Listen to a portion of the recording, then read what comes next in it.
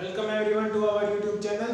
Today we will study the human heart. So first start with the basic information about the heart, like its position, its structure and other things. So considering the position of heart is in the thoracic cage at the fifth or sixth rib position. Size of the heart is around the size of our fist, that is about 12 centimeter long and 9 centimeter wide. So the weight of heart is in the males it would be around 250 to 300 grams. 250 to 300 grams in male, and female it will be approx 250 grams. So अब हम बात करेंगे इसके internal structure के बारे में कि heart होगा कैसे, उसके अंदर क्या क्या प्रेजेंट होगा, उसके चेंबर्स कितने होंगे. सो जो ह्यूमन हार्ट है वो 4 चेंबर्ड होता है, यानी कि इसमें 4 चेंबर प्रेजेंट होंगे. 2 जो है वो इसके होंगे एट्रियम्स और 2 जो है वो उसके होंगे वेंट्रिकल्स. जो एट्रियम्स होते हैं उनका काम होता है बॉडी से मतलब वेन्स पार्टिकुलरली एट्रियम्स के अंदर आके ओपन होंगी, और जो वेंट्रिकल्स होते हैं उनका काम होता है जो मेन पंपिंग का होगा, जो बॉडी के अंदर ब्लड पहुंचाएगा.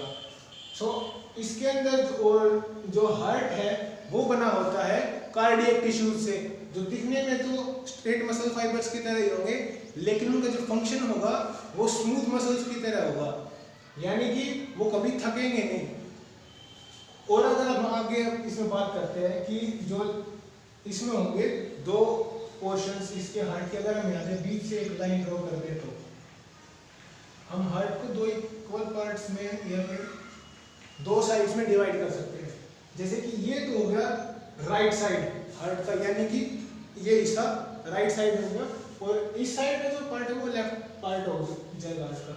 ये जो एरिया है इसे हम बोल लेंगे एट्रियम, यानी कि राइट एट्रियम, और and this one will be the left atrium.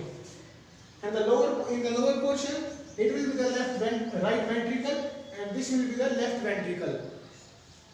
जो राइट एट्रियम है वो लेफ्ट एट्रियम से बड़ा होता है, क्योंकि इसमें अगर हम बाहर से देखें हार्ट को तो ये जो लाइंस हैं, मान लो कि हम हार्ट को ऊपर से देख रहे हैं तो ये सल्कस होगा. सल्कस यानी कि ग्रूव्स जो प्रेजेंट होते हैं, खांचा होगा एक टाइप से. तो ये जो ग्रूव होगा अगर हम इसे ऊपर से देखते हैं तो इसे हम बोलेंगे सल्कस. जो राइट सल्कस है वो थोड़ा लेफ्ट साइड में शिफ्टेड होगा, जिसकी वजह से जो राइट एट्रियम का साइज है वो लेफ्ट एट्रियम से बड़ा होगा, और इसी तरह जो लेफ्ट वेंट्रिकल है वो राइट वेंट्रिकल से बड़ा होगा, क्योंकि जो ये सेप्टम अंदर प्रेजेंट होगा और बाहर जो सल्कस है वो सल्कस थोड़ा राइट साइड शिफ्ट हो जाएगा, क्योंकि जो लेफ्ट वेंट्रिकल है उसको कंप्लीट बॉडी के अंदर ब्लड पंप करना होता है. इसको काफी ज्यादा पावर की जरूरत होगी, और ज्यादा पावर के लिए ज्यादा मसल्स की जरूरत होगी, और उसके लिए स्पेस ज्यादा चाहिएगा. तो अगर हम बात करें अब कि जो एट्रियम्स है, दोनों एट्रियम्स के बीच में जो प्रेजेंट है ये सेप्टम, अगर हम अब बात करें इंटरनली, एक्सटर्नली तो हमने इसे सपोज किया था कि सल्कस है, इंटरनली जो होगा इसे हम बोलेंगे सेप्टम, और इस सेप्टम का नाम होगा interetrial septum, and this will be the interventricular septum. So the interetrial septum will divide the right atrium and the left atrium in their respective parts, and so as with the ventricular septum या फिर interventricular septum. और जो ventricles हैं वो ventricles और atrium दोनों एक divide किससे होंगे, एक और सेप्टम इनके बीच में प्रेजेंट होगा. उस सेप्टम का नाम होगा arterioventricular septum. Sorry, so arterioventricular septum will divide the atrium and the ventricles from each other. So जो आर्टरियोवेंट्रिकुलर सेप्टम है, आर्टरियोवेंट्रिकुलर सेप्टम के बीच में कुछ वाल्व प्रेजेंट होंगी जो कि ब्लड फ्लो को कंट्रोल करेंगी दोनों के बीच में जाने के लिए. तो जो राइट वेंट्रिकल और लेफ्ट राइट एट्रियम के बीच में जो वॉल प्रेजेंट होगी उसे हम बोलेंगे ट्राइकस्पिड वॉल, और लेफ्ट साइड में जो वॉल प्रेजेंट होगी उसे हम बोलेंगे बाइकस्पिड या फिर मिट्रल वॉल. अब कस्पिड यानी ट्राइकस्पिड या बाइकस्पिड से मतलब क्या है? आप जो आप यहाँ देख रहे होंगे, यहाँ पे कुछ ये स्ट्रक्चर्स ऐसे प्रेजेंट हैं, कस्प लाइक जैसे इस टाइप के कुछ स्ट्रक्चर्स प्रेजेंट होंगे, इसे हम बोलते हैं कस्प। और कस्प का काम कस्प क्यों बोलेंगे? क्योंकि इन्वर्टेड हम कहते हैं एक सेमी सर्कल टाइप में हो सकता है, इसको हम बोलेंगे सेमी सर्कल होगा, इसको बोलते हैं कस्प। अगर कस्प 3 प्रेजेंट होंगे, जैसा कि नाम से पता चल जाता है, वो होगी ट्राइकस्पिड, और 2 प्रेजेंट होते हैं वो होते हैं बाइकस्पिड बॉल। अब अगर हम और अब ये बात करते हैं जैसे कि जो ये वाल्व्स हैं इनका फंक्शन क्या है, ये क्यों जरूरी है? अगर मान लो लेफ्ट एट्रियम से ब्लड आता है लेफ्ट वेंट्रिकल के अंदर, तो इस वाल्व की हमें जरूरत ही क्या है? क्योंकि ब्लड तो जा ही सकता है ना इसके अंदर, अगर वाल्व प्रेजेंट नहीं होगी तो भी दिक्कत का आती है। जब यहाँ से वेंट्रिकुलर कॉन्ट्रैक्ट होंगे तो अगर वाल्व प्रेजेंट नहीं होगी तो वो वापस एट्रियम में चला जाएगा और उसका प्रेशर उतना नहीं बन पाएगा कि वो जो यहाँ पे वेन्स हैं, आर्टरीज हैं, उनके अंदर ब्लड पंप कर सके।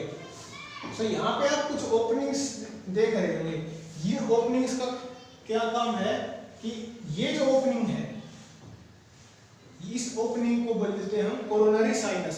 कोरोनरी साइनस का काम क्या होगा कि इसके अंदर कोरोनरी वेन्स आके ओपन होंगी। कोरोनरी वेन्स क्या होती हैं? कोरोनरी वेन्स वो वेन्स हैं जो कि हार्ट के अंदर ब्लड पहुंचाती है, यानी कि हार्ट की जो वाल है, जो इसकी दीवार है, उनमें ब्लड पंप करेगा कौन? Coronary veins. कोरोनरी वेन्स कहां से होंगी? जैसे कि ये जो राइट एट्रियोवेंट्रिकुलर सेप्टम है, इसके ऊपर जो सर्कस प्रेजेंट होगा, आरएवी सर्कस, उसमें से होकर गुजरेगी कोरोनरी आर्टरी। कोरोनरी आर्टरी का काम क्या होता है कि ब्लड टिश्यूज को कि हार्ट टिश्यूज को ब्लड सप्लाई करेगा, और जो मेनली जो हार्ट के अंदर ब्लड वापस आएगा डीऑक्सीजनेटेड ब्लड, वो आता है कोरोनरी साइनस के थ्रू, यानी कि उसकी जो वॉल से आएगा वो बॉडी से आप जैसे देखते हैं सुपीरियर वेना कवा और इंफीरियर वेना कवा, ये दोनों भी एट्रियम में यानी कि राइट एट्रियम में आके ओपन होंगी। इनकी ओपनिंग्स है यहाँ पे ये दोनों, और लेफ्ट साइड में होंगी पल्मोनरी वेन्स और पल्मोनरी आर्टरीज। पल्मोनरी वेन्स की ओपनिंग ये दोनों जो है, ये होंगी लेफ्ट ओपनिंग्स और ये दोनों राइट ओपनिंग्स हैं। अब अगर हम और आगे बात करें, यहाँ पे जो थ्रेड लाइक स्ट्रक्चर्स हैं इनको बोलते हैं हम कॉर्डी टेंडिनी। ऐसा क्यों कहा जाता है? क्योंकि इसकी टेंडन लाइक स्ट्रक्चर्स यानी कि धागे जैसा इसका स्ट्रक्चर है, इसे हम बोलते हैं कॉर्डी टेंडिनी। कॉर्डी टेंडिनी जो है वो कुछ मसल्स से कनेक्ट होंगे बेस में, यानी कि वेंट्रिकल जो है उसकी वाल में कुछ मस्कुलर बल्जेस प्रेजेंट होंगे, जिसे बोला जाता है कोलुमने कोर्ने या फिर ट्रेबिकुली कोर्नेई, सॉरी ट्रेबिकुली कार्नेई। सो इनका फंक्शन क्या होता है कि ये अटैचमेंट में हेल्प करेगा किसका? कॉर्डी टेंडिनी का, क्योंकि इनको पावरफुल कंट्रैक्शन की जरूरत होती है। और कॉर्डी टेंडिनी और कोलुमने कोर्ने के बीच में कुछ मसल्स प्रेजेंट होंगी जिसे हम बोलते हैं पैपिलरी मसल। पैपिलरी मसल का काम क्या होगा कि जो कॉर्डी टेंडिनी जो फाइबर्स हैं टेंडन, ये कनेक्ट होंगे पैपिलरी मसल से, पैपिलरी मसल कनेक्ट होगी कोलुमने कोर्ने से। ऐसे ही कुछ बल्जेस या फिर मस्कुलर बल्जेस प्रेजेंट होते हैं एट्रियम में, उन्हें बोला जाता है मस्कुलाई पैक्टिनाई। उनका भी फंक्शन क्या होता है कि वो मस्कुलर कंट्रैक्शन में हेल्प करते हैं, लेकिन उनका कंट्रैक्शन इतना पावरफुल नहीं होता जितना कि वेंट्रिकुलर कंट्रैक्शन होता है, क्योंकि इन्हें सिर्फ वेंट्रिकल से ब्लड सप्लाई करना आता है। और जो ये बल्जेस हैं इनका फंक्शन होता है कि एक तो एरिया इंक्रीज कर दे मसल का, ताकि कंट्रैक्शन अच्छा हो सके। और अगर हम आगे बात करते हैं, यहाँ पे आप देख रहे हैं जैसे कि ये जो स्ट्रक्चर है इसे हम बोलेंगे एओर्टिक आर्क है ये, यानी कि जो एओर्टा हमारी बॉडी में होती है उसे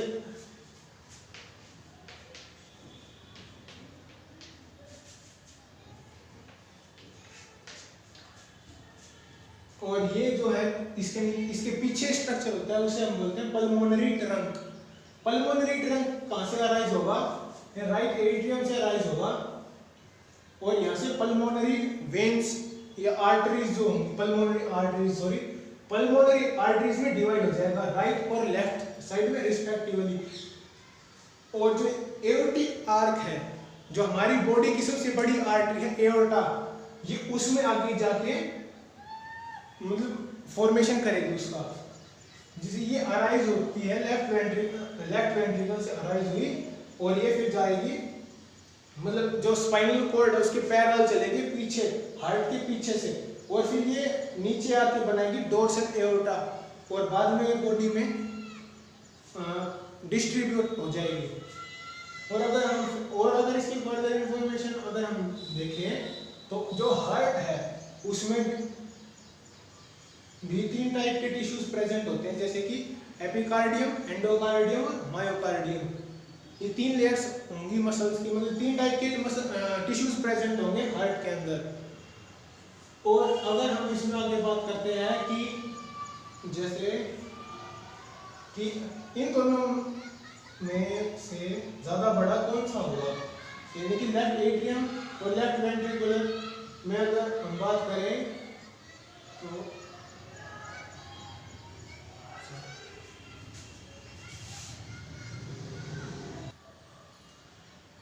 अब इसके बाद हम आगे बात करते हैं कुछ और स्ट्रक्चर जो कि हार्ट के अंदर प्रेजेंट होंगे उसके बारे में। यहाँ पे कुछ स्ट्रक्चर्स प्रेजेंट होते हैं जो कि बहुत इंपॉर्टेंट होंगे हार्ट के लिए।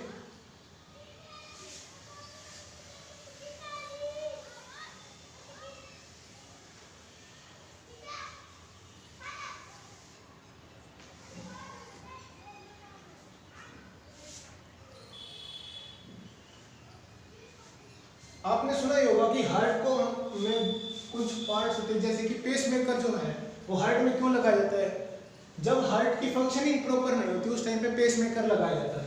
पेसमेकर का काम क्या होता है कि जिसमें इलेक्ट्रिकल पल्सेस जो जनरेट होती हैं हार्ट के अंदर वो कंटिन्यूअस रहे, वो खराब ना हो, क्योंकि अगर डिसकंटिन्यूटी आ जाएगी तो जो हमारा हार्ट है वो अच्छे से फंक्शन नहीं करेगा और उस वजह से डेथ भी हो सकती है इंसान की। तो यहाँ पे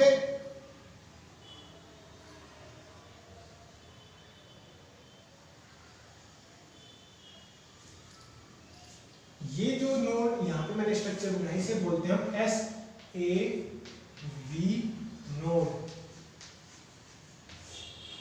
SAV नोड, और ये होगी AV नोड, SA नोड और AV नोड, सॉरी SAV नहीं SA नोड और AV नोड, साइनो-ओरिकल नोड और एट्रियोवेंट्रिकुलर नोड।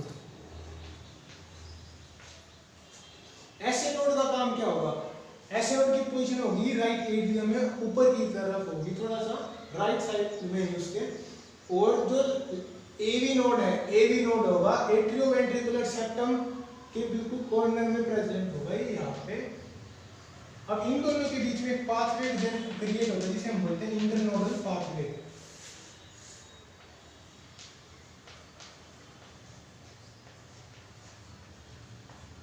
Internodal pathway. अब हम इनके फंक्शंस की बात करते हैं।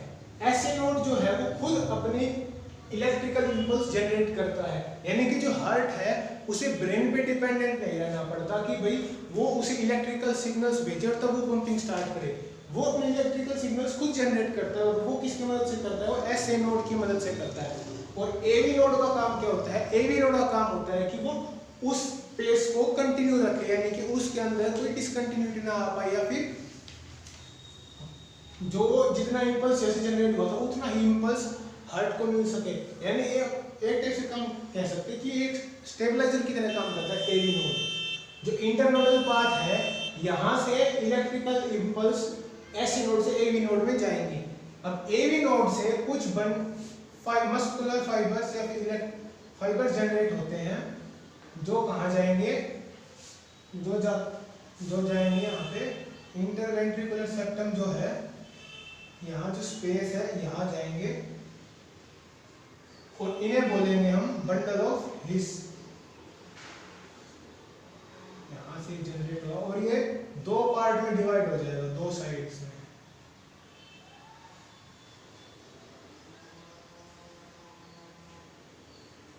और ये आगे जाके फिर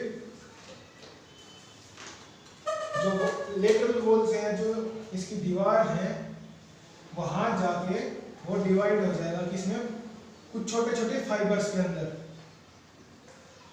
ये जैसे कि यहाँ गया और डिवाइड हो गया,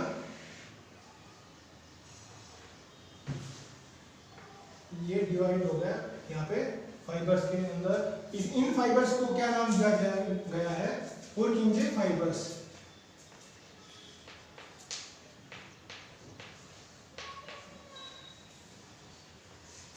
ये होंगे पुरकिंजे fibres.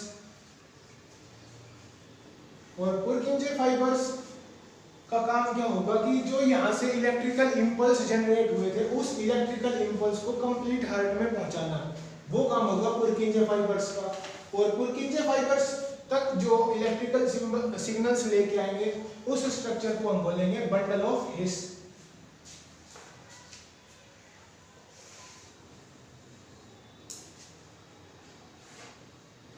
Bundle of his. So bundle of his. अब अगर मान लो एस ए नोड कुछ कारण की वजह से प्रॉपर फंक्शन नहीं कर पाती है, तो उस कंडीशन में जो ए बी नोड है वो पेसमेकर की तरह काम करेगा, यानी कि कुछ टाइम के लिए, कुछ ड्यूरेशन के लिए A B node S A node का काम कर सकता है। एस ए नोड जब प्रॉपर फंक्शनिंग करती है तो उस टाइम पे जो हार्ट यानी कि जो हमारी पल्स रेट है या हार्ट बीट है वो 72 टाइम्स होती है पर मिनट।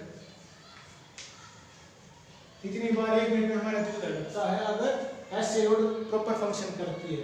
अगर एस ए नोड की वजह A B node pacemaker का काम करती है। वैसे तो इसका काम क्या होगा, पेस सेटर का, यानी कि जो पेस बना था उसी को कंटिन्यू रखे।